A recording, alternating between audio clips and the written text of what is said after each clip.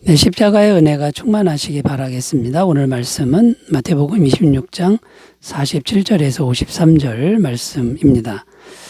말씀하실 때 12 중에 하나인 유다가 왔는데 대제사장들과 백성의 장로들에게서 파송된 큰 무리가 칼과 몽치를 가지고 그와 함께 하였더라.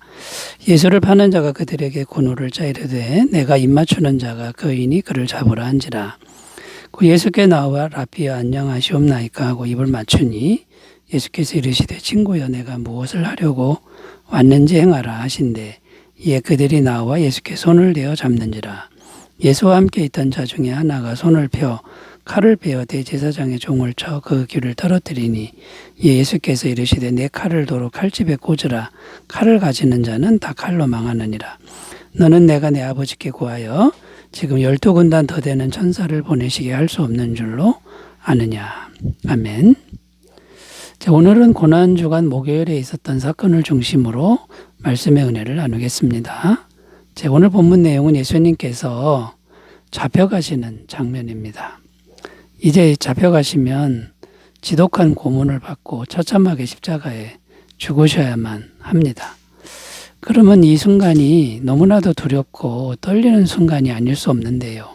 그런데 오늘 말씀의 예수님의 모습을 보면 너무나도 의연하고 담담한 모습입니다. 그러면 여기서 이제 질문이 생기는데 이렇게 무섭고 두렵고 떨리는 이런 순간에 어떻게 예수님은 의연하고 담담한 모습을 유지할 수 있었느냐라는 겁니다. 굉장히 침착하고 의연하고 담담한 모습인데 이 내면의 힘은 어디서 온 것일까? 이렇게 말씀의 주제를 설정하고 함께 생각하면서 우리도 두려운 순간에 예수님처럼 의연하고 담담한 마음을 가지셨으면 좋겠습니다. 자, 일단 첫 번째 생각할 거는요. 예수님의 모습과 예수님 주변에 있는 사람들하고 비교를 해보면 너무나도 차이가 많이 나는데 이걸 먼저 살펴보겠습니다. 첫 번째, 예수님을 잡으러 온 무리들과 예수님을 비교를 해보면요. 예수님을 잡으러 온 무리들 숫자가 얼마일까? 학자들이 많이 연구를 했는데 적어도 200명은 왔을 것이다. 이렇게 해설을 하고 있습니다.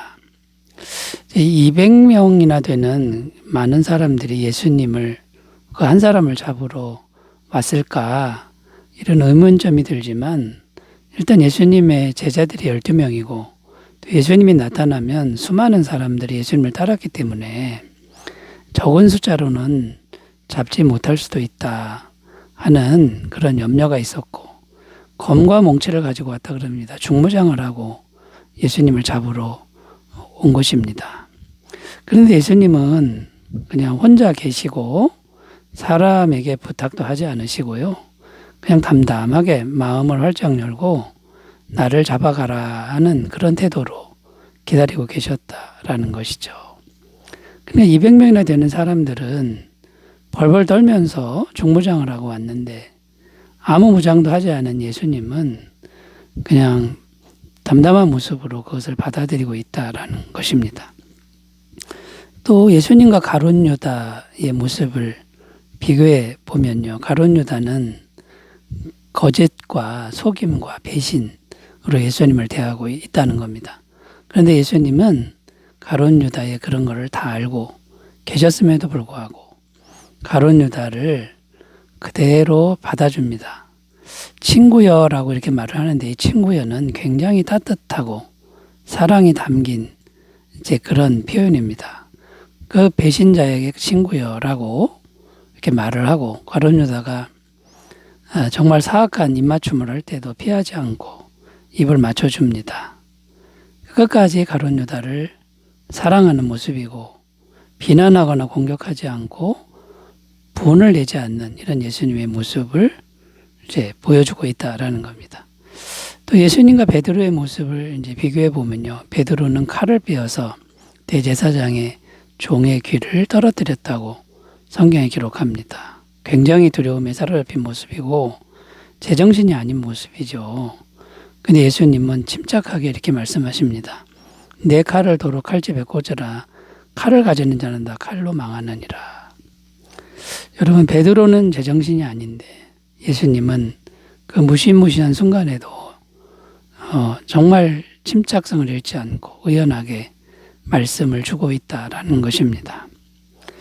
예수님 주변에 있는 사람들은 하나같이 거짓과 속임과 두려움과 이렇게 막 불안한 가운데 있는데 홀로 계신 예수님은 굉장히 침착하고 평안하다라는 것입니다.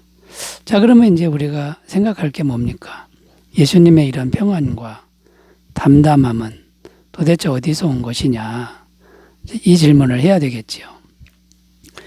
예수님이 평안할 수 있는 그 비결은 기도였다라는 겁니다. 겟세마네 동산에서 땀방울이 핏방울이 되도록 밤새도록 간절히 기도한 결과였다라는 거고, 그렇게 기도했을 때 성령님이 충만하게 임하셔서 예수님 마음에 임하셨다라는 겁니다. 그래서 성령님이 주시는 그런 믿음, 그런 결단이 되었다라는 것이죠. 겟세마네 기도는 한마디로 요약할 수 있는데 이렇게 요약할 수 있습니다. 아버지여 나의 원대로 마시옵고 아버지의 원대로 하옵소서. 자, 이 한마디입니다. 나의 원대로 마시고 아버지의 원대로 하옵소서.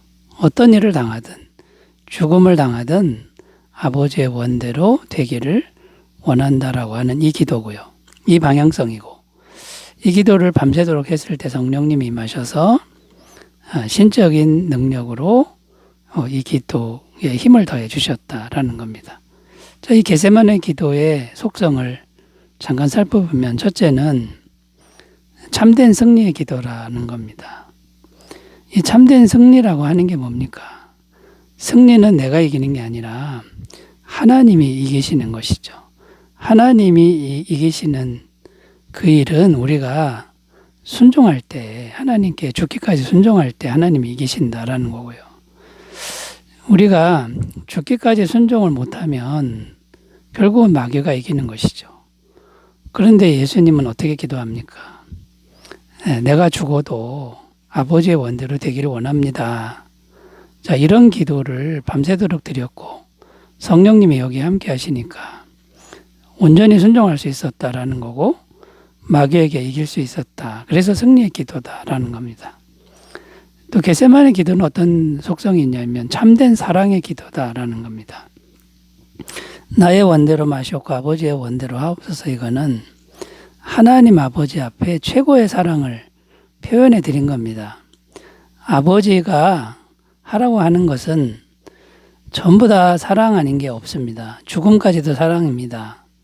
나는 아버지를 사랑하니 그 죽음을 받아들이겠습니다. 라는 사랑의 기도고요. 하나님 아버지의 사랑은 뭡니까? 예수님이 십자가에 죽고 온 인류를 죄에서 구원하는 겁니다. 사망에서 구원하는 사람을 향한 사랑이다. 그러니까 예수님의 기도는 위로는 하나님을 사랑하는 기도였고 옆으로는 죄인들, 사람들을 전부를 다해 사랑하는 그런 기도였다라는 거죠. 그래서 참된 사랑의 기도다라는 거고요. 또 겟세마네 기도는 어떤 속성이 있냐면 참된 권세의 기도다라는 겁니다. 여러분, 이것이 어떻게 참된 권세냐면 세상에서는 군림하면 권세라 그러지만 하나님 나라에서는 섬기는 게 권세입니다. 섬기는 자가 천국에서는 제일 큰 자다라고 이렇게 말씀하고 있다는 것이죠. 그런데 예수님은 군림하기 위한 기도가 아니라 자기 자신을 다 내어주고 죄인들을 섬기기 위한 기도를 드리고 있다라는 것이죠. 마가복음 10장 44절 45절 너희 중에 누구든지 으뜸이 되고자 하는 자는 모든 사람의 종이 되어야 하리라. 인자가 온 것은 섬김을 받으려 함이 아니라 도리어 섬기려 하고 자기 목숨을 많은 사람의 대속물로 주려 함이니라. 목숨까지도 섬기기 위해서 내주는 그런 기도가 참된 권세의 기도다라는 것입니다. 자, 그러니까 이제 한마디로 어떻게 말씀드릴 수 있습니까? 예수님은 겟세마네 기도라는 참된 기도가 있었기 때문에 생명이 위태로운 무시무시한 상황에서도 담담하고 의연할 수 있었다. 또 어떻게 말씀드릴 수 있습니까? 참된 기도가 있는 사람은 마음도 변화가 있고 정말 아름답게 변화가 되고 삶도 아름답게 변화가 된다. 이렇게 정리할 수 있다라는 거고요. 그러면 반대로 이렇게 얘기할 수 있습니다. 마음도 바뀌지 않고 삶도 바뀌지 않는 이런 일은 왜 생기는 겁니까? 참된 기도가 되지 않기 때문에 생긴다라는 겁니다. 자, 그러면 여러분 참된 기도는 무엇입니까? 겟세마네 기도라는 거죠. 순종을 위한 기도, 사랑을 위한 기도, 섬김을 위한 기도. 기도의 방향을 여기에 설정하고 그 기도에 성령의 도우심을 구하는 기도가 참된 기도다라는 겁니다. 우리가 고난주간 목요일인데요. 예수님의 그 겟세마네 기도를 우리가 생각하면서 우리의 기도는 과연 어떠한지를 돌아봤으면 좋겠습니다. 우리의 기도는 너무 이기적이고 자기중심적이고 내 뜻만 이루어지길 바라고 그 다음에 내 욕심만 채우는 기도는 아닌가.